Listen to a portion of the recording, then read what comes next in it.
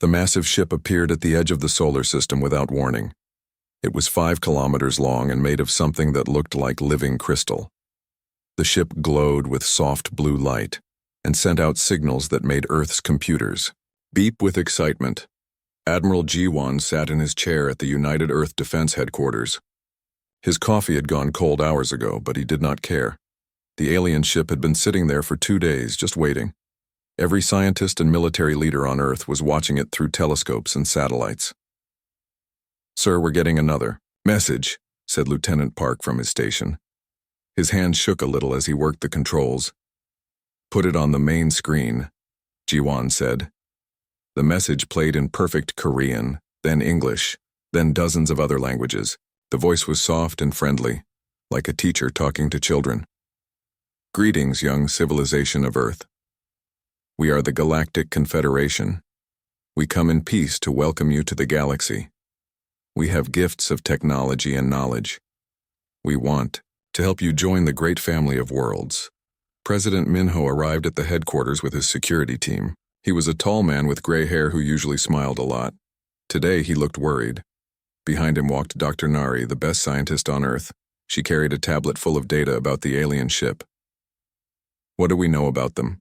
Minho asked as they gathered around the big table. "The ship is huge but shows no weapons," Jiwan reported.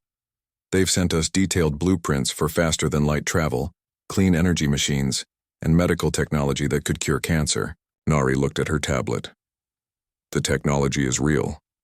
I've checked it 3 times. This could solve every major problem we have. Hunger, disease, pollution, everything." "What do they want in return?" Minho asked. He had been a politician long, enough to know that nothing was free. Jiwan pulled up the alien message on his screen. "They want us to sign something called the Universal Peace Accord. We have to destroy all our nuclear weapons and promise never to make war again." "That doesn't sound so bad," said Dr. Nari. "We've been trying to get rid of nuclear weapons for decades anyway." But Jiwan frowned. Something felt wrong to him. He had spent 30 years in the military and his instincts were screaming danger. "I want to send a team to meet them first. We need to know more." Captain Daiho got the job of leading the first human mission to the alien ship. He was young but smart, and he had already been to Mars twice. His team included Yuna, who spoke 12 languages, Taewon, who could fix anything with engines, and Suman, who was the best soldier in the Space Marines. The aliens sent a small shuttle to pick up the human team. It was beautiful, made of the same crystal material as the big ship. When they stepped inside, the walls glowed softly and showed pictures of amazing alien worlds. "Welcome, friends from Earth," said the alien who met them. She looked almost human, but had silver skin and large purple eyes. "I am Ambassador Velthari. We are so happy to meet you." The alien ship was like nothing the humans had ever seen. Gardens grew in the walls. Water flowed in streams through the air. Aliens from dozens of different worlds walked around, all looking peaceful and happy. "How many worlds are in your confederation?" Yuna asked as they toured the ship. "Over 10,000 inhabited worlds," Velthari replied proudly. "All living in perfect peace, no war, no hunger, no suffering." They were shown a room full of floating screens that displayed different planets. Every world looked clean and beautiful. Cities floated in the clouds. Oceans sparkled with no pollution. Children from many different species played together. "This could be Earth's future," Velthari said softly. "All we ask is that you give up the tools of war and join us in peace." Taewon was looking at the alien technology with wide eyes. "How do your ships fly faster than light?" he asked. "Our biotechnology grows and learns," Velthari explained. "Our ships are alive in a way. They heal themselves and adapt to any situation." Back on Earth, Admiral Jiwan was studying the communications between the alien ships. His team had managed to intercept some of their signals, but most were in languages no human had ever heard. "There's something here," said Communications Officer Kim. "I keep hearing the same words over and over: pacification protocol and compliance enforcement." Dr. Nari was also finding strange things in the alien technology gifts. "These blueprints are amazing, but look at this," she said, pointing to her computer screen. Every single device has what looks like a remote shutdown system built into it. A kill switch? Jiwan asked. More than that. It looks like these devices could be turned against us if someone wanted to. Jiwan felt his stomach drop. Get Captain Deho on the radio, now. But when they tried to contact the human team on the alien ship, there was no answer. The aliens said there was interference that blocked communication. They promised the humans could talk to Earth soon. On the alien ship, Captain Deho was starting to feel uncomfortable. The aliens were friendly, but they never left the humans alone. There was always someone watching them, always someone asking questions about Earth's military and weapons. How many nuclear weapons does your world have? Asked one alien during dinner. Why do humans enjoy fighting so much? Asked another. Yuna noticed that when she asked to see historical records of other worlds joining the Confederation, the aliens always changed the subject. They would show her beautiful art or amazing music, but never any real history. Sumin, the soldier, was watching everything with trained eyes. She noticed that while the aliens talked about peace, they moved like people who knew how to fight. Their peaceful ship had thick armor hidden under the crystal surface. The gardens could be sealed off in seconds to become defensive positions. That night, as the humans slept in their guest rooms, Yuna heard voices in the corridor outside. She quietly opened her door and listened. Two aliens were talking in low voices. The humans are more militaristic than we expected, one said. No matter. The pacification process will work on them like it has on all the others. What if they refuse? Then we follow standard protocol. Sterilization. Yuna's blood went cold. She quietly woke the others and told them what she had heard. We need to get word to Earth, Deho whispered. These aliens aren't what they seem. But when they tried to send a message, they found that their communication devices had been disabled. The aliens had been very thorough. The humans were trapped on a ship full of creatures who talked about peace but planned for war. On Earth, Admiral Jiwan stared at the alien fleet that had just appeared around his planet. 10,000 ships, all carrying weapons that could destroy worlds. The peaceful aliens had shown their true face. The final message from the aliens was simple: submit to pacification or face extinction. Yuna knew she had to learn more about what the aliens really wanted. She was a linguist, and languages were like puzzles to her. She had noticed that the alien computer systems used symbols that looked almost like ancient human writing. During the next day's cultural exchange, Yuna asked to see the alien archives. I want to learn about how other worlds joined the Confederation, she said with a bright smile. Ambassador Velthari looked uncomfortable for just a moment. Of course. Learning is always good. The archive room was huge, with floating screens everywhere showing information about thousands of worlds. Yuna sat at a terminal and began searching through the records. At first, everything looked normal. Planets joining peacefully, sharing technology, working together. But Yuna was smart. She started looking for words in the alien language that might mean war or fight or resist. What she found made her hands shake. File after file showed the real history of the Confederation. When they found a warlike species, they always offered the same deal: join us in peace or die. Most species took the deal. Those that didn't were destroyed completely. But the worst part was what happened to the species that joined. The aliens had technology that could change how brains worked. They would remove the parts of the mind that wanted to fight, explore, or think independently. Entire civilizations became gentle, happy slaves who never questioned anything. The Krell were a proud warrior race, and read one file. After pacification, they now serve as excellent farmers and artists. All aggressive tendencies have been successfully removed. Another file talked about the Zephyrians. Their space exploration program was discontinued after pacification. They now focus on poetry and meditation. Yuna realized the horrible truth. The Confederation didn't want partners. They wanted pets. She copied as much information as she could onto a small device hidden in her clothes. Then she carefully erased any sign that she had been looking at these files. Meanwhile, Captain Deho was learning things too. He had convinced the aliens to show him their ship's engine room. Taewon came with him, asking lots of technical questions to keep the aliens busy. The biotechnology was amazing but also terrifying. The ship was alive, but it was controlled completely by the aliens. Every system could be changed instantly. Weapons could grow from the walls in seconds. The peaceful ship could become a destroyer without warning. "How do you control something so complex?" Taewon asked, trying to sound impressed instead of worried. "Neural interfaces," the alien engineer explained proudly. "We connect directly to the ship's mind. It obeys our thoughts instantly." Daeho and Taewon exchanged looks. If the ship was controlled by thoughts, then maybe it could be confused or tricked. Sumin was making her own discoveries. She had been practicing martial arts with some of the younger aliens, claiming she wanted to learn about their culture. What she learned was that these peaceful beings were actually highly trained fighters. They moved like soldiers. They thought like soldiers. They just hid it very well.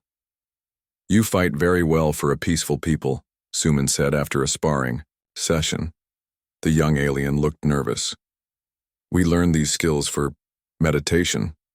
"Yes, meditation." Sumin smiled, but inside she was planning.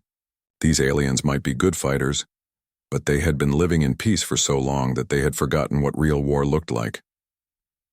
That night, the four humans met secretly in Daeho's room. They whispered very quietly, hoping the aliens couldn't hear them. "We have to warn Earth," Yuna said. "These aliens have destroyed hundreds of civilizations. They turn everyone into mindless puppets." "The technology is the key," Taewon whispered. "Everything is bio-based. It grows and changes, but that means it might have weaknesses that regular machines don't have. They're warriors pretending to be peaceful," Sumin added. "But they've forgotten how to really fight. They just overwhelm people with superior numbers and technology." Daeho made the decision. "We need to get a message to Earth, even if it kills us, and we need to learn everything we can about their technology."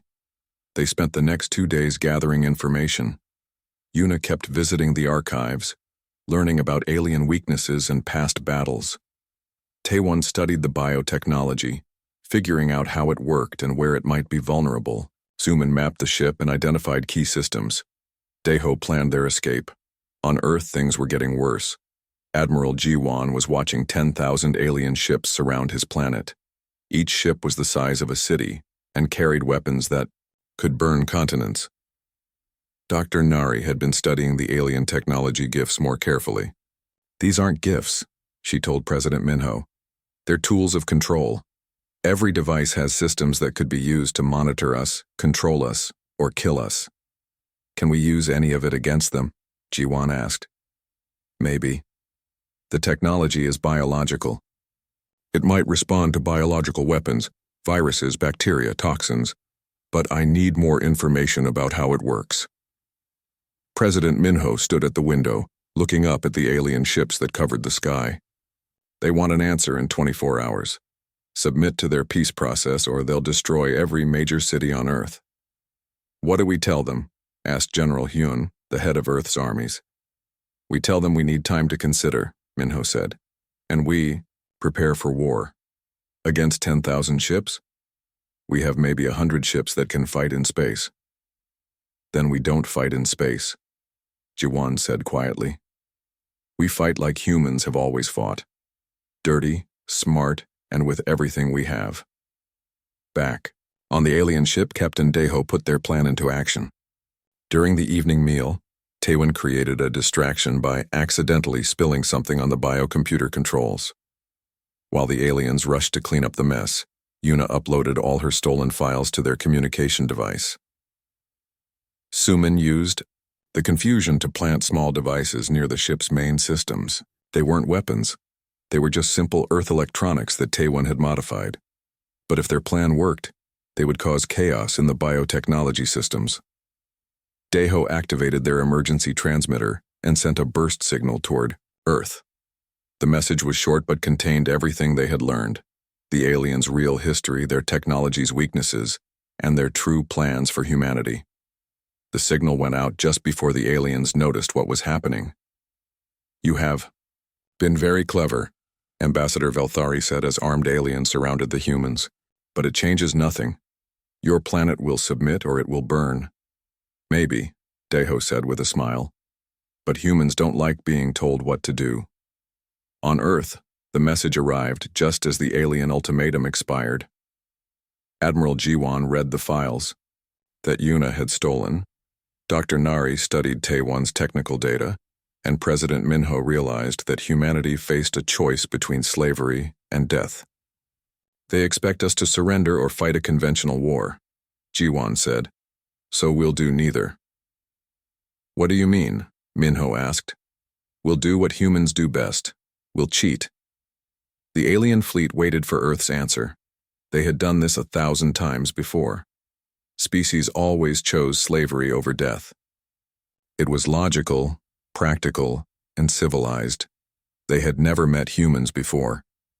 President Minho's response was broadcast to every alien ship. The people of Earth thank you for your generous offer. However, we must respectfully decline. If you want our planet, come and take it. The aliens were confused. No species had ever chosen extinction over pacification. But humans were clearly not rational beings. Admiral Velkarian, the Confederation's military commander, gave the order. Begin planetary sterilization. That's when the aliens learned their first lesson about humanity. Humans don't just fight wars, they turn everything into a weapon. The alien ships began moving toward Earth, ready to burn the planet clean. Admiral Velkarian expected this to be quick and easy, like it had been with hundreds of other worlds.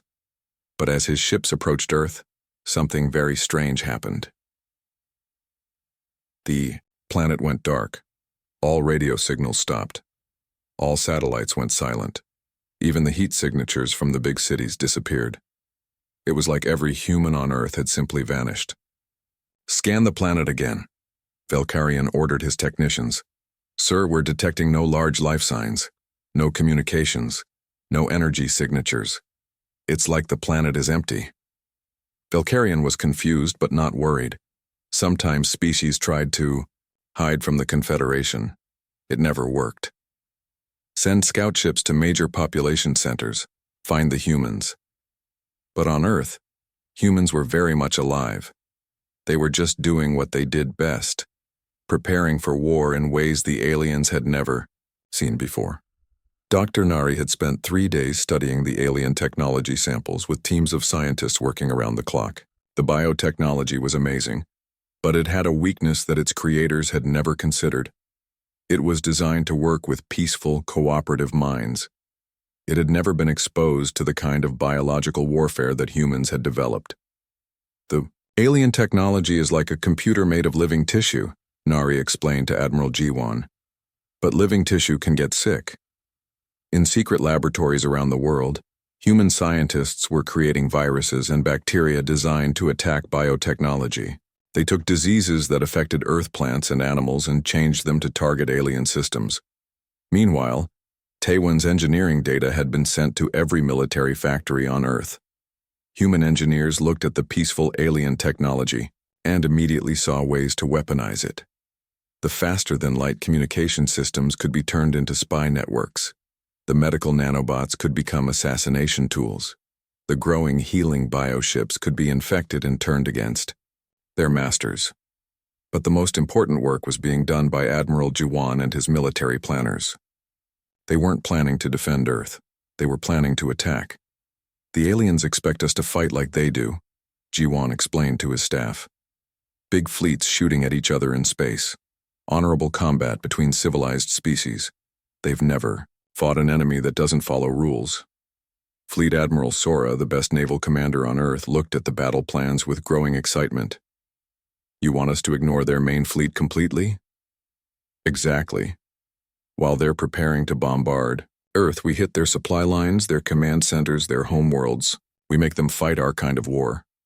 The plan was insane. Earth had maybe 100 ships that could fight in space. The aliens had 10,000 ships around Earth alone, and millions more across the galaxy. But humans weren't planning to fight fair. During the first night of the war, while alien scouts searched empty human cities, the real battle began far from Earth. Captain Deho had escaped from the alien ship during the confusion, stealing a small alien shuttle, but instead of returning to Earth, he had flown to a secret meeting point in the asteroid belt. There he found Admiral Sora, with a small fleet of human ships that had been retrofitted with stolen alien technology. The ships looked strange now, part human engineering, part alien biotechnology, all weapon. "How many did we manage to convert?" Deho asked as he came aboard Sora's flagship. 37 ships, Sora replied. "Not much against a galactic empire, but maybe enough to cause some trouble." The first target was a Confederation supply depot, 3 star systems away. The aliens had never needed to guard their supply lines because no enemy had ever been able to attack them across interstellar distances. The human ships arrived at the depot through alien faster-than-light technology.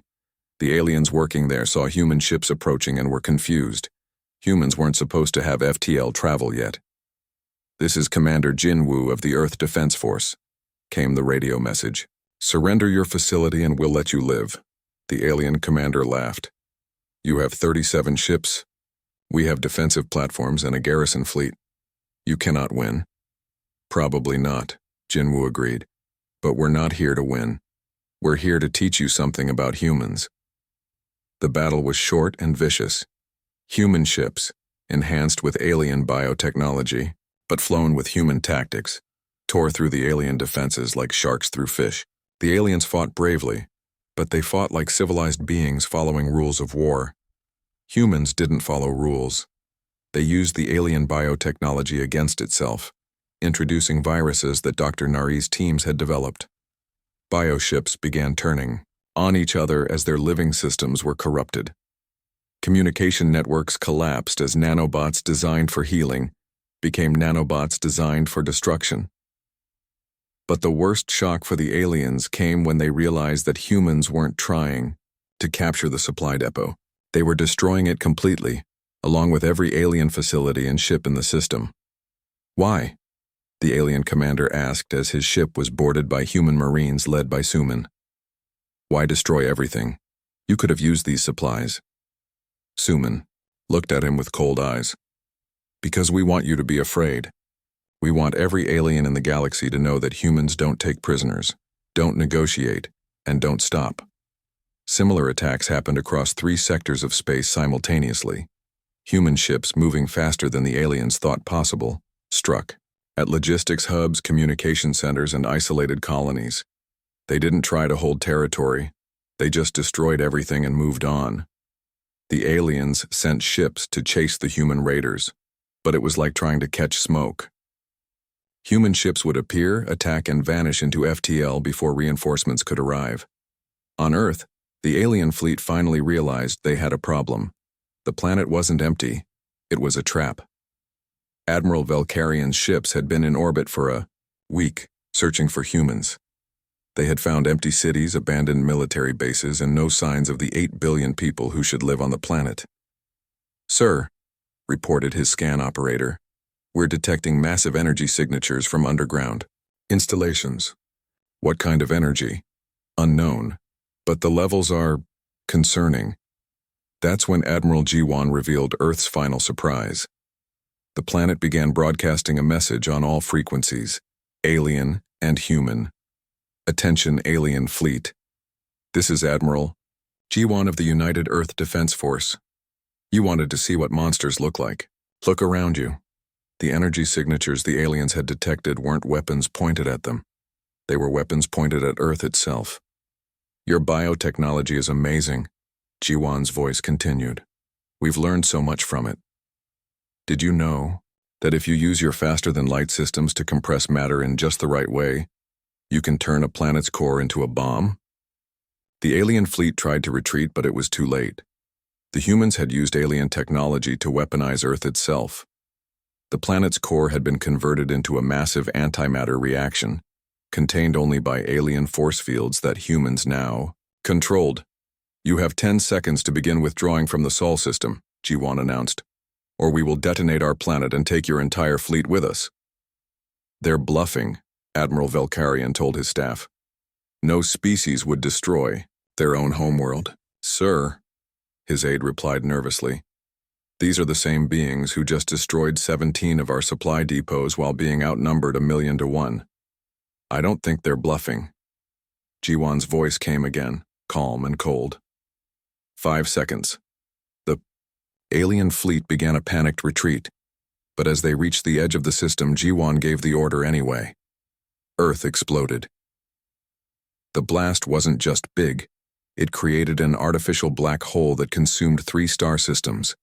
The alien fleet, caught at the edge of the destruction, was torn apart by gravitational forces no ship could survive. Across the galaxy, alien leaders watched the recordings of Earth's death in horrified silence.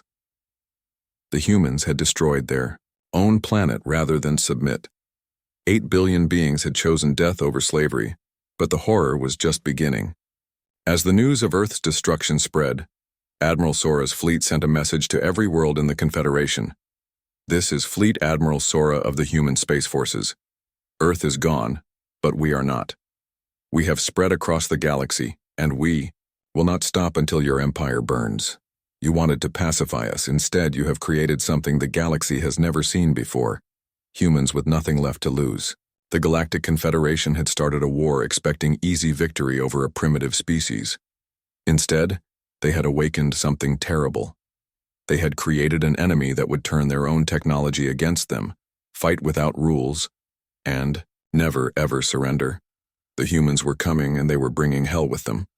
The destruction of Earth sent shockwaves through the Galactic Confederation.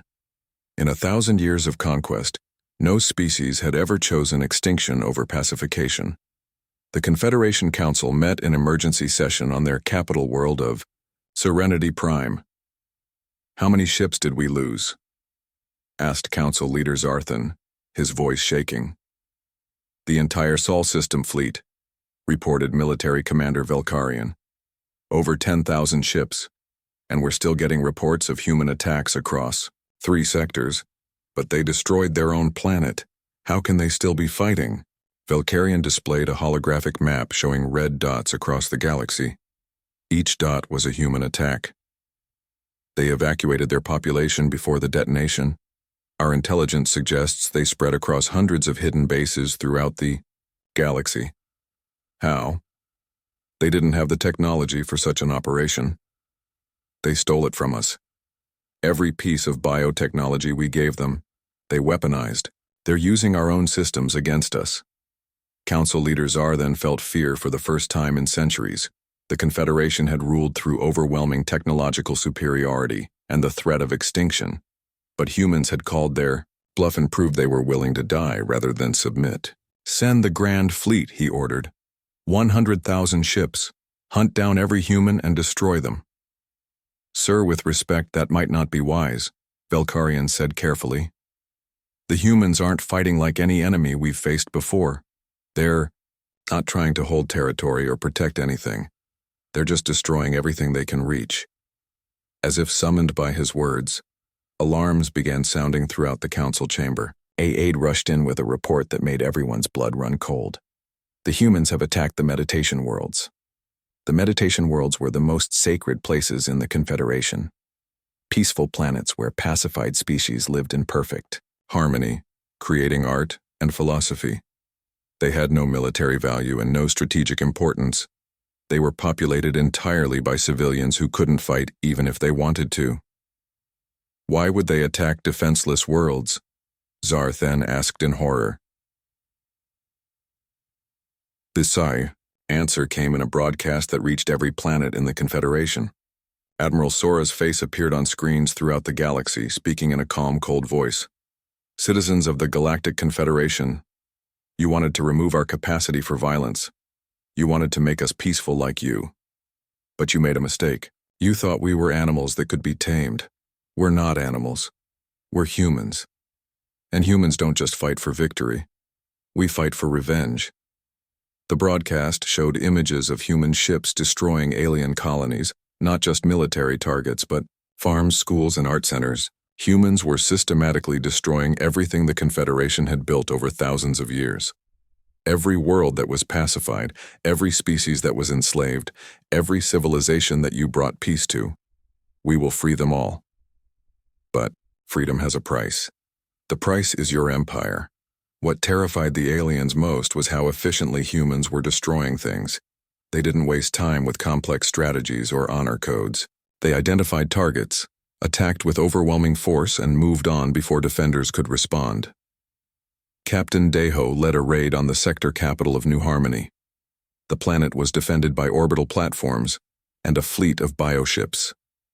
It should have been impossible for a small human force to threaten it, but humans had learned to think like viruses instead of like armies. Deho's ships didn't attack the defenses directly. Instead, they released clouds of nanobots, alien medical technology that Dr. Nari's teams had reprogrammed. The nanobots spread through the bioship systems like a plague, turning the living ships against their crews. Within hours, the orbital defense platforms were firing on each other. Bioships crashed into the planet's surface as their nervous systems were corrupted. The planet's communication systems collapsed as the nanobots spread through every connected device. Surrender, and we will spare your civilian population, Deho broadcast to the planet's leaders. We are a peaceful world, came the desperate reply. We have no weapons, no army.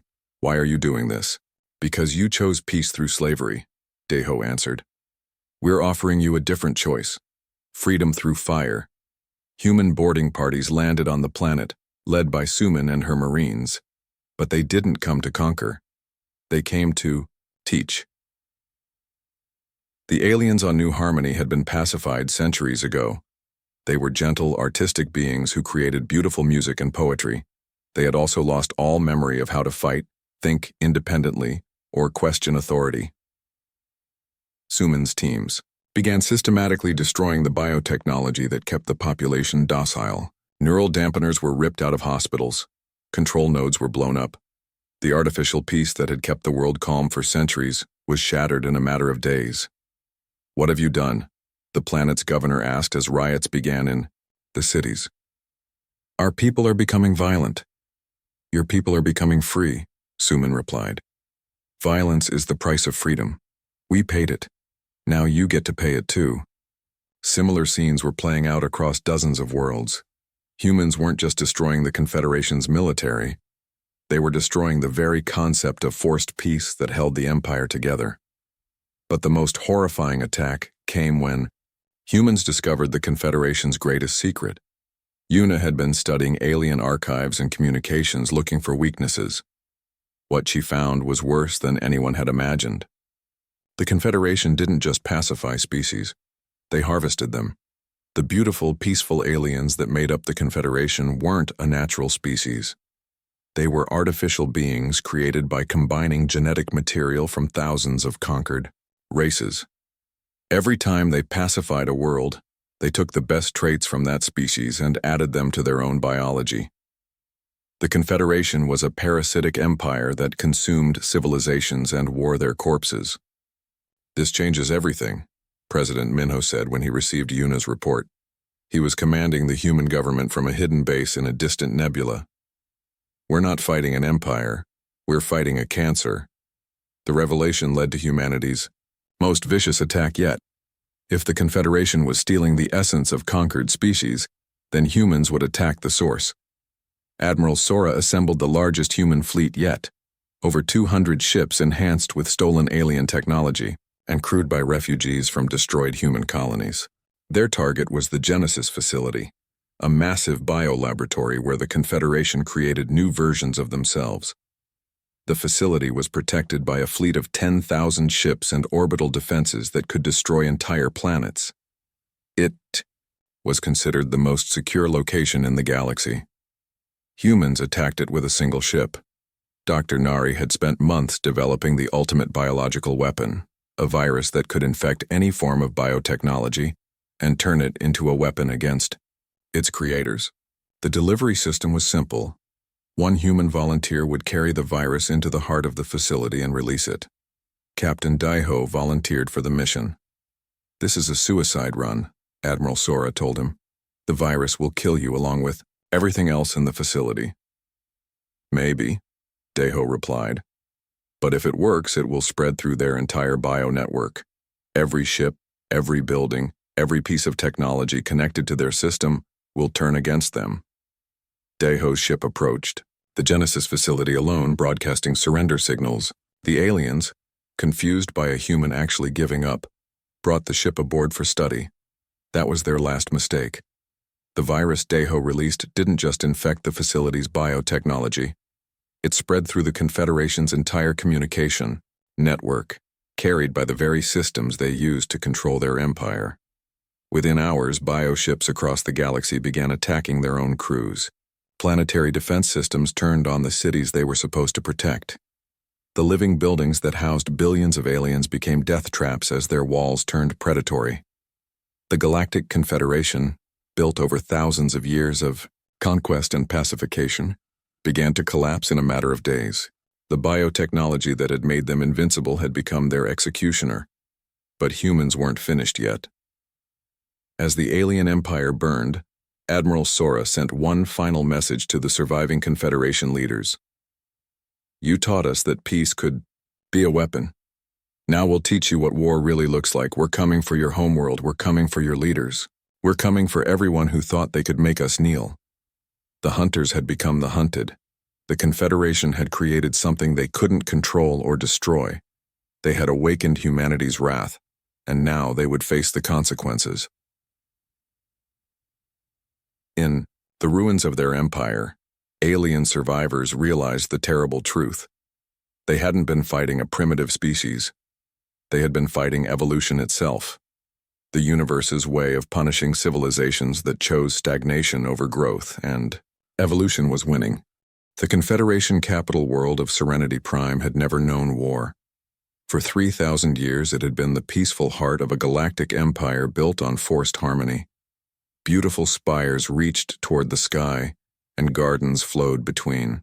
Buildings where representatives from 1,000 worlds lived in artificial bliss. Now those same spires were burning. Admiral Sora's human fleet had arrived at Serenity Prime to find the planet's defenses already corrupted by Dr. Nari's virus. Bioships that should have protected the world were instead crashing into its cities. The orbital platforms were firing randomly into space, their living computers driven mad by human-engineered disease. Begin landing operations, Sora ordered, from her flagship. All units, remember the mission. We're not here to destroy the planet, we're here to send a message. But even as human ships descended toward the capital, the Confederation Council was preparing their final desperate gambit. In a deep bunker beneath the city, Council leader Zarthan stood before a device that hummed with terrible power. Are you certain this will work? He asked the chief scientist. The pacification wave has never been tested on this scale, the scientist admitted. But theoretically, it should strip the aggressive instincts from every living being in the galaxy, including the humans. What about the side effects? Every species will become docile, peaceful, and completely obedient. They will lose their ability to innovate, explore, or think independently, but they will be alive. Zarthan looked around at his fellow council members. They were the last free leaders of a dying empire. Outside, they could hear the sounds of human ships landing in their peaceful city. Do it, he ordered. Better a galaxy of sheep than a galaxy of wolves. The scientist activated the pacification wave, and energy pulsed outward from Serenity Prime at faster than light speed. The wave would reach every inhabited world in the galaxy within hours, affecting every living mind it touched. But the humans attacking the capital had no idea what was coming. Suman led the ground assault with her enhanced marines. They moved through the alien city like a force of nature, their enhanced armor and weapons cutting through any resistance. The aliens they encountered barely fought back. Most had never seen real violence and didn't know how to respond to it. Secure the government complex, Suman ordered her team. And remember, we need prisoners. The galaxy needs to see their leaders surrender. Captain Daeho, who had survived his suicide mission through luck and human stubbornness, was leading another assault team toward the broadcast center. His job was to ensure that every world in the galaxy could watch as the Confederation fell. Broadcast equipment secured, he reported. We're ready to transmit. In the government complex, President Minho walked through halls lined with artwork from 1,000 worlds. Each piece represented a civilization that had been pacified by the Confederation. Now those same worlds were in rebellion. their people fighting to reclaim the freedom that had been stolen from them. Minho found council leader Zarthen in the main chamber, standing calmly as human soldiers surrounded him. "I surrender," Zarthen said simply. "But you are too late." "Too late for what?" Minho demanded. Zarthen smiled sadly. "The pacification wave has been activated. Within hours, every aggressive instinct in the galaxy will be removed, including yours. You will become as peaceful as we intended from the beginning." Minho felt a chill of fear. "What are you talking about?" "Biotechnology that rewrites neural pathways on a galactic scale. Your war is over, human. Everyone's war is over. Forever." High above the planet, Admiral Sora received reports from her science teams that made her stomach sink. "Ma'am, we're detecting massive energy emissions from the planet's core. Whatever they've done, it's spreading faster than light." Dr. Nari, working frantically at her equipment, confirmed the worst fears. "It's a neural modifier on an unprecedented scale. If this wave reaches our fleets, it will remove our ability to fight, to explore, to think independently." "How long do we have?" Sora asked. "The wave will reach the nearest human bases in 6 hours. Our entire species will be pacified within 12 hours. Sora made a decision that would haunt her forever. "Send the message to all human forces. Protocol Omega is now in effect." Protocol Omega was humanity's final contingency plan. If they faced total defeat, they would ensure that their victory came at the ultimate price. The message went out to every human ship and base across the galaxy. Destroy everything. Leave nothing for them to rule. Human forces that had been carefully capturing alien worlds and freeing enslaved populations suddenly changed tactics. Now they began systematically destroying every piece of technology, every city, every sign of civilization they could find. On worlds that had been liberated from Confederation control, human commanders faced impossible choices. The freed populations looked to them for leadership, but the humans knew they had only hours before the pacification wave would turn them into docile puppets. "We have to evacuate," Captain Jinwoo told the leaders of a recently freed world. "In a few hours we won't be able to help you anymore." "What do you mean?" asked the alien leader, a being whose people had been enslaved for centuries. "The Confederation has a weapon that will make us peaceful. We'll become like they wanted us to be, unable to fight, unable to resist. Then stay and be peaceful with us," the alien pleaded. "You've given us freedom. Isn't that enough?" Jinwoo looked at the alien with sad eyes. "No, because when we become peaceful, someone else will come to enslave you again, and there will be no one left to fight them." The pacification wave spread across the galaxy like a tide of artificial calm. On world after world, the wave washed over populations and stripped away their capacity for violence, independence, and growth. But something unexpected happened when the wave reached human settlements. It didn't work. Human minds, evolved through millions of years of conflict and survival, were fundamentally different from other species. The neural pathways that the wave targeted either didn't exist in humans or were protected by biological systems that the aliens had never encountered. Dr. Nari, studying the wave's effects from her lab ship, made the discovery that would change everything. "The wave is designed to target specific neural structures," she reported to Admiral Sora. "But human brains develop differently. We're immune." "All of us?" Sora asked. "Every human we've tested. Our capacity for aggression is too deeply wired into our biology. The Confederation's weapon can't touch us." While every other species in the galaxy became docile and peaceful, humans remained exactly what they had always been: predators, survivors, and warriors. The realization horrified even hardened military commanders like Admiral Sora. In a galaxy where every other intelligent species had lost the ability to fight, humans had become the ultimate apex predators. "What have we become?" President Minho asked when he received the report. He was still on Serenity Prime, where Confederation leaders sat in their cells, their own minds dulled by their weapon. "We've become what they feared most," Admiral Sora replied. "The only violent species left in the galaxy. The report's coming. in from across the galaxy painted a terrifying picture. Entire civilizations sat motionless, waiting for orders that would never come. Armies had laid down their weapons and couldn't remember why they had ever picked them up. Even the desire to explore space or develop new technology had been stripped away. The galaxy had become a garden of living statues, beautiful and peaceful and completely helpless, and humans were the only gardeners left. Some human commanders tried to restore order to the worlds they had liberated. But how do you govern beings who can't think for themselves? How do you protect civilizations that can't defend themselves? Other humans simply left, abandoning the pacified worlds to whatever fate awaited them. What was the point of ruling over sheep? But the most troubling question was what would happen next. The Galactic Confederation was dead, its leaders either captured or pacified. Every other species in the galaxy was helpless. Humans were the only ones left with the will and ability to shape the future, and many humans were discovering that absolute power was a terrifying thing to possess.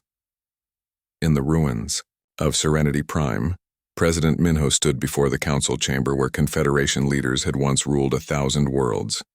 Now those same leaders sat silently, their minds too peaceful to understand what they had lost. "We wanted freedom," Minho said to himself. "But what do you do when everyone else chooses slavery?" The answer to that question would determine whether humanity became the galaxy's protector or its new oppressor. The war was over, but the hardest choices were just beginning.